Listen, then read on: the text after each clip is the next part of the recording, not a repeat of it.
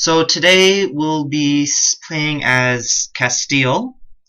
This will be a general introduction for people who have not played Europa Universalis before, um, or who have just tried it out one or two times. So here you can see that this game goes from 1399 to 1821. And it's not only a warfare-based game, but also trade, colonization, building, um, many different facets to it. So, starting off in 1399, we'll begin the Grand Campaign. You can see all the bookmark dates here. It's usually good to start at the very beginning. You have the most play time. For beginners of the game, and I've already had this question, like which country to start as. Any one of these icons, any one of these flags up here, Castile, England, France, Ottomans, Austria, Portugal, or Muscovy, are good starting nations. And they actually go from easiest on the left to hardest on the right, in my opinion. So here, Castile, we have our national emblem on the top, our king, and then our starting off military, economy, and diplomacy. These are stars out of 5, so it tells us how good our starting situation in each in military, economy, and diplomacy is. So as you can see, Castile has a pretty good starting location, and that's what makes it a good starting country. And also here you can see difficulty from easiest to the skull and crossbones, which is hardest. So you can see if we were playing as Bar, it would be much more difficult because you're just playing as a one province country, or even Burgundy or Bohemia. But Castile is a good start. You can see our religion, Catholicism, and if we're at peace or allies with anyone. I'm quickly, and this is a question which gets asked a lot, so I'm going to quickly go through options now. Like, what are all these different options? This was something that completely stumped me when I first started playing. The first one is advisors. This basically asks, and I'll talk about advisors later, but this basically asks if you want to be able to hire advisors on your own, have them predetermined historically, like you'll only have historical advisors that pop up, or event, which is, it's kind of a halfway point. So you still have some choice, but it's going to be limited to history. That's the same for leaders. It's the same for leaders, historical or event. These are your generals, not your kings and queens, just your generals. So do you want to have the game decide which generals you'll have historically, or do you want to just hire them whenever you want to? Usually it's just best to set these both to normal. Colonists, if you want to be able to send them off for free, usually if you try to colonize the New World, it's going to cost some money. So having colonists set to free is not a very good idea. Normal is fine. If you want a faster colonization game, then you can set it to free if you want. Merchants, same thing. To send off merchants, it costs money.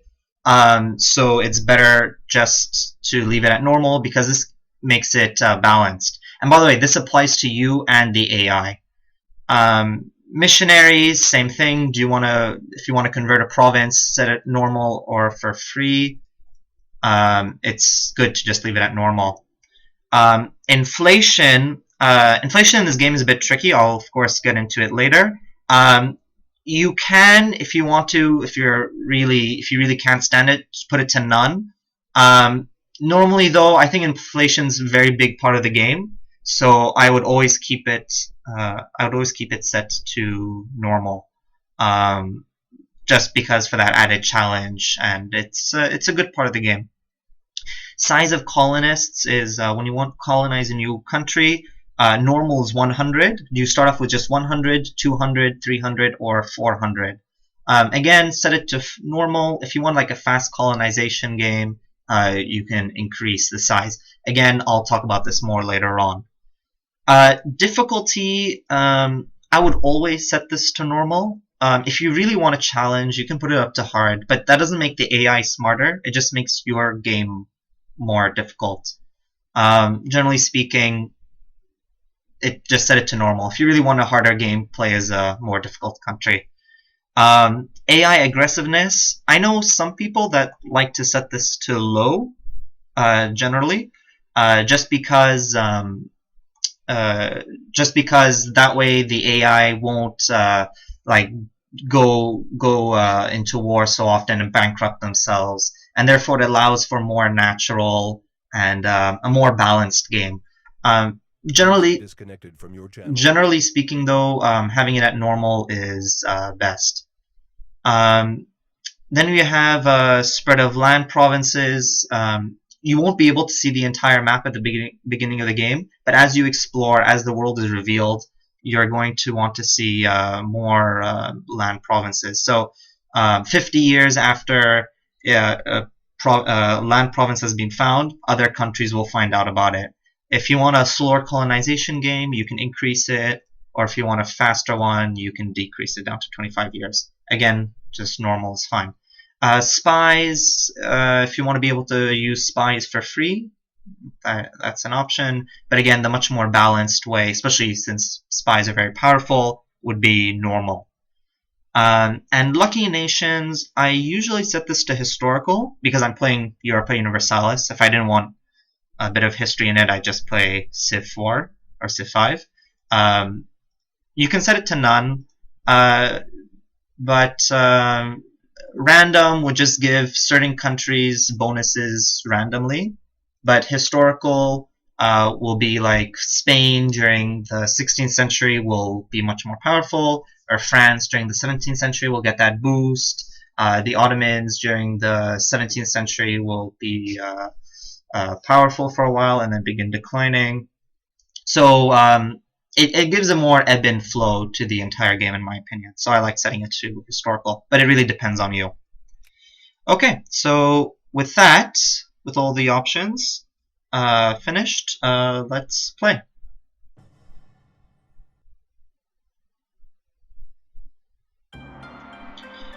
Okay, I'll get to that in a second. Let me just lower the music. Okay, I think that's good. Maybe a little bit more. Okay, so welcome to the game. We've just entered into our worldview. This is everything that Castile knew in 14th October 1399.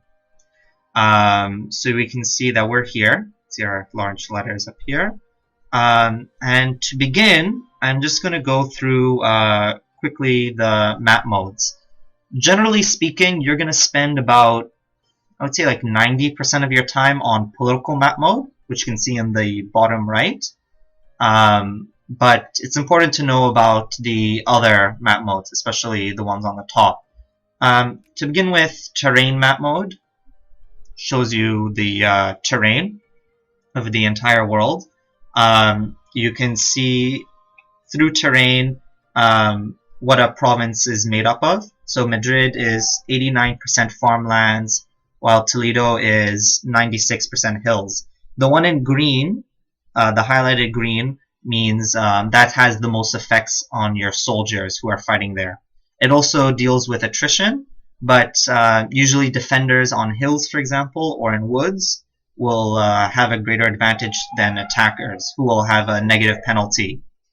And the same goes for crossing rivers and things like that. So political map mode basically shows the different independent countries of Europe at that time and the entire world. Also, all this white stuff around here is terra incognita, which is unknown land, basically. So we're going to have to go and explore this territory to reveal it and discover more of the world, which makes it part of the exploring game. Then we have religious map mode, very straightforward. So yellow is Catholic. Later we'll see blue for Protestant Reformation. We have we have Sunni Islam in green and Orthodox in brownish orange. And then you have animism and shamanist, which are two different religions. I'll talk about religion later on, but to give you an idea, religion is a big part of this game. And for Castile, as you can see, Granada is all Sunni Muslim, and we're going to have to do something about that when we take them over. Imperial map mode just shows the Holy Roman Empire. I'll talk about it over later. It's like right over here on the right, underneath, above the papacy. The Holy Roman Empire, we can see that Bohemia is the emperor at the moment. Bohemia controls the top spot. And the fainter green are the electors. These are the people who get to elect the emperor.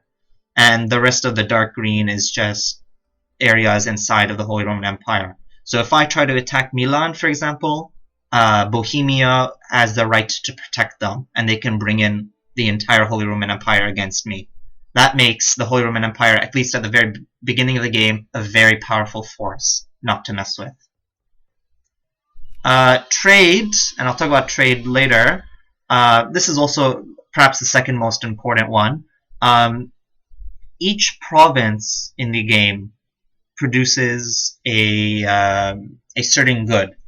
So we can see Madrid, for example, produces wool, Toledo gold, Salamanca grain. So these are all very important. All these different colors represent a different trade center. Okay, so all my resources here in yellow are traded through, if we hover over any province, are traded through Andalusia, which I own. And you can see down here, next to the ginormous wine bottle, like a sack of gold. This means it is a trade center. So you can see, I'll talk about this later, but this means it's a trade center. Excuse me. So we can see Portugal trades through Lisboa and so forth, so on. Aragon through Liguria. The stripes means that it's part of a trade league. So if we hover over Aragon, we can see they are part of the Genoese League. So it trades through Liguria, which is Genoa. It's over here, as we can see. So all the striped pink trades are part of the Genoese League, and then if they're pink, it just means that they trade through Liguria. I'll talk about this later. As you can see here, we have the Hanseatic League. Here we have Novgorod, so forth, so on. So on and so forth. Diplomatic, right now we don't have any diplomacy. When we get started with the game, I'll show you more, but basically green means us, and if it's gray, means we have no diplomatic relations with them. We can see the stripes here. This means I have a core. I'll talk about cores later, but it means I have a core on Granada and Almeria. So, as you can see down here, so Castile considers this to be one of her core provinces. So this helps when you want to see where you have cores. Just look for the striped lines. You can also see the diplomatic relations of other countries. So if I click on Portugal, for example, we can see England is in a lighter shade of green, which means that they are they have an alliance together. And if I clicked on France, I can see that all these are dependents of France. And I can also see that France has cores on Maine and Anjou. And these are all vassals, all the lighter green. And so forth, so on. Poland is allies with Lithuania, and the red means that it's at war with the Golden Horde, the Mongols. And so on. So that's diplomatic map mode. Regions are not, it's really not that important. Basically just tells me, first of all, this is the Iberian Peninsula, this specifically is Lyon, and then I'm in Europe. So you can see where different areas are, I suppose. It's not that important, but it's fun to look at, I suppose. Next we have culture map mode, which is important. We can see that all these colors represent groups, culture groups. So although Castile is not at all in the same culture as Portugal, we're part of the Iberian culture group. So Castile, Portuguese, and Aragon is Catalan.